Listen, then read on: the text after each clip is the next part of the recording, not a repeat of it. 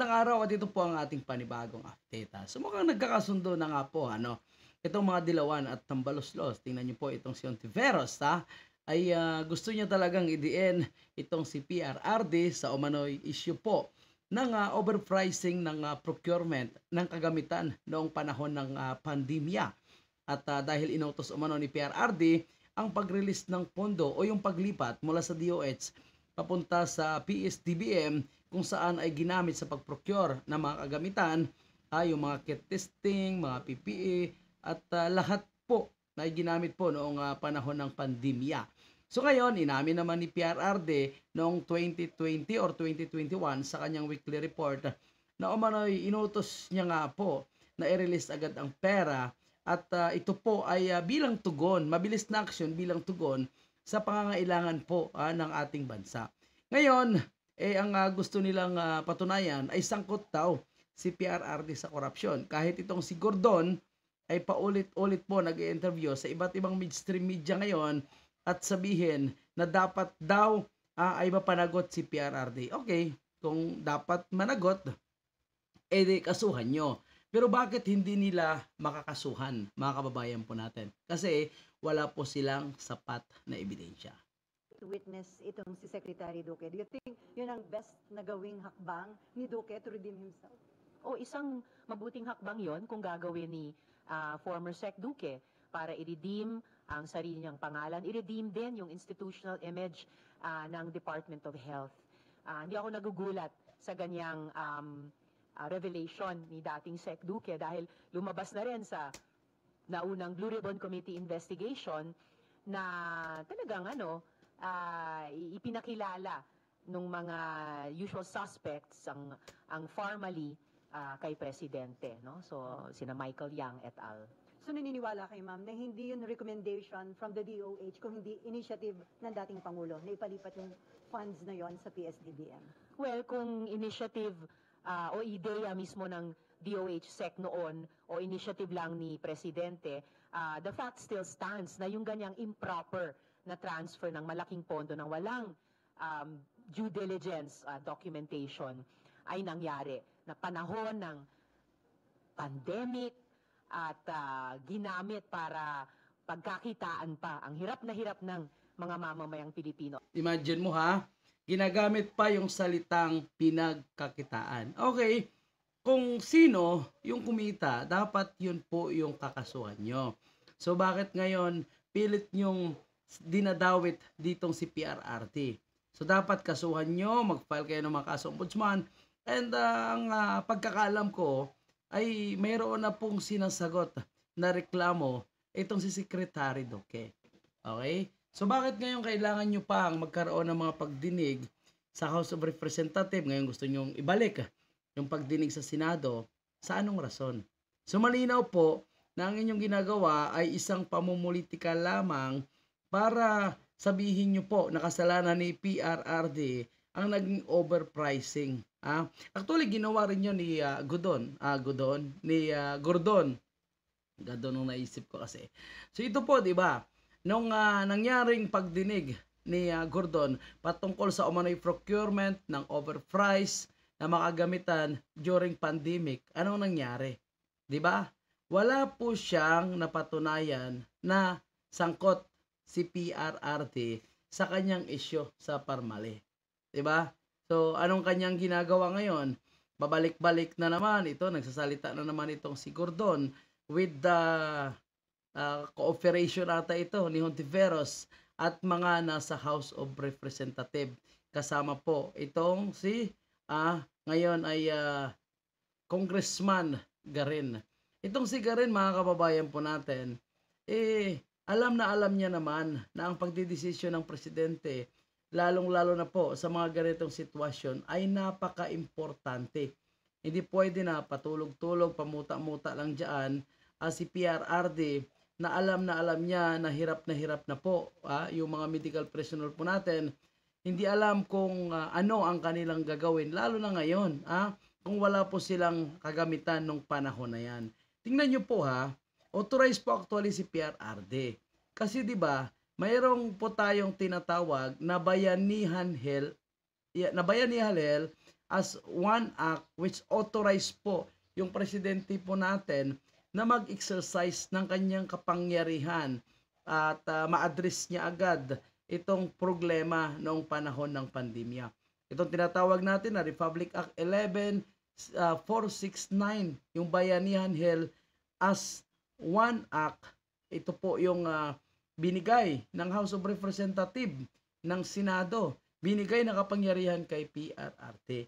So yung pagtugon ni PRRD sa mabilisang procurement ay sinunod niya lang ang kapangyarihan na ibinigay sa kanya. So ngayon, bakit nila kini-question itong si PRRD? Inamin na yan ni PRRD, so bakit pa po ito binabalik-balikan? So malinaw po yung kanilang mga agenda talaga ay para sirain si PRRD. Ito nga po kahit sigarin, alam na alam niya po na talagang kailangan agad umaksyon ni PRRD. Kailangan niya po utusan itong si Duque na agad mag-procure para matugunan ang pangangailangan. Panahon ng pandemya po, oras, araw yung hinahabol mo. Kasi isang araw lang na kulang ka ng kagamitan, ano mangyayari sa medical practitioner po natin? Baka mas mauna pa sila sa kanilang ginagamot dahil hinaharap po nila yung iba't ibang klaseng matitinding virus na pumasok noon sa ating bansa. Ito, virus, nagsasalita. At hirap ng health sector, pati ng ating mga health service providers. Okay, related question. Health service provider nga yung tinugunan ni PRRD para hindi mapapahamak. Ngayon, ito ngayon ang kanilang nagiging basihan para magkaroon ng pagdinig diyan sa Senado. Speaking of Gordon din, mga kababayan, ilang bisis niya na inakusahan si PRRD. Di ba si Gordon, ilang bisis niya rin inakusahan si PRRD na umano'y sangkot sa extrajudicial killing, Davao Death Squad, pero kalaunan wala po siyang napatunayan. So ito rin ang ginagawa nitong si Risa Hontiveros. Iba't ibang klaseng allegation na pinupukol nila kay Vice President Sara, pinupukol nila kay Pulong Duterte, kay Basti, kay PRRD, pero may napatunayan na po ba sila? May kaso na ba sila na i-file sa ating korte, sa ombudsman, Sandigan Bayan, para imbestigahan si PRRD? Kasi ito po actually, kung tutuusin, ang kanilang pagkakataon kung gusto nilang bumawi, gusto nilang mapakulong si PRRD. Kasi wala na po immunity itong si PRRD. So bakit hindi na lang nila kasuhan? Bakit dinadaan sa mga ganitong klaseng hearing? Kasi po, para makakuha sila ng attention ng taong bayan. Pero, kabaliktaran actually yung nangyayari. Kasi hindi natutuwa po ang ating mga kababayan sa kanilang ginagawa.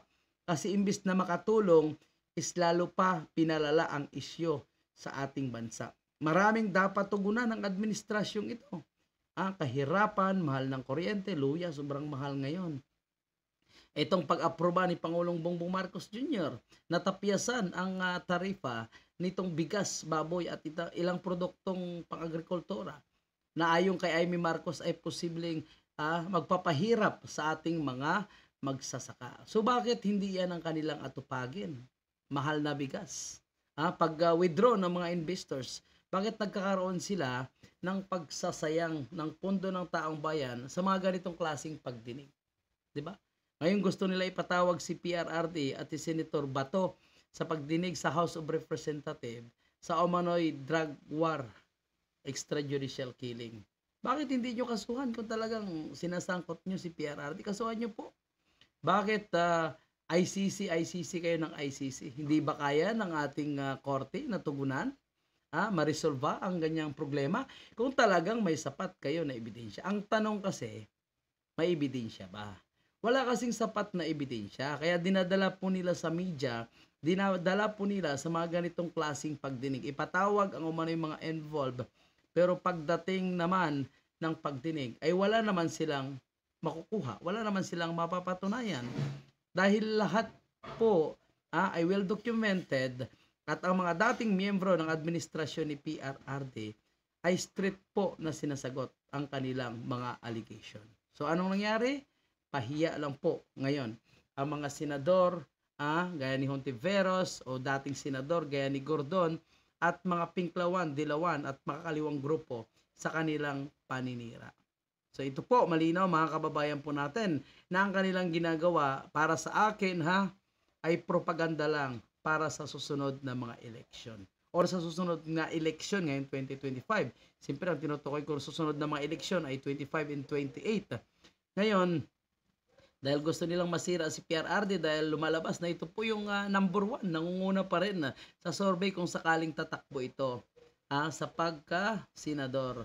Pero wag po kayong mag-alala dahil si PRRD ay nag-anunsyo na po nung Martes na hindi na po ito tatakbo sa pagka-senador. Ayaw na po pumasok ni PRRD sa politiko kung national po yung pag-uusapan. Kung sakali man na ayaw tumakbo ni Baste sa 2025, so itong si PRRD ay posibleng tatakbo daw sa pagka-alkalde. So which is yan po yung ating mga pakaabangan, mga kababayan po natin.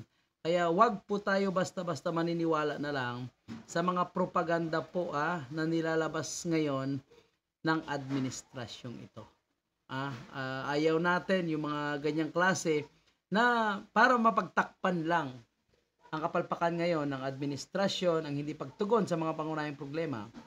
Si PRRD, issue ng dating administration, ang kanilang binabalik-balikan para malihis ang issue.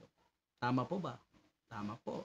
Kaya ano po ang inyong inaantay mga kababayan po natin? Comment na po sa ating comment section patungkol sa inyong mga komento at opinion pagdating sa issue ito. At tandaan po natin, hindi nila kayang ipabagsak ang taong gumawa ng paraan para maibalik ang magandang imahe ng bawat Pilipino. So yan lang po. Maraming salamat. Hanggang susunod na mga update po natin.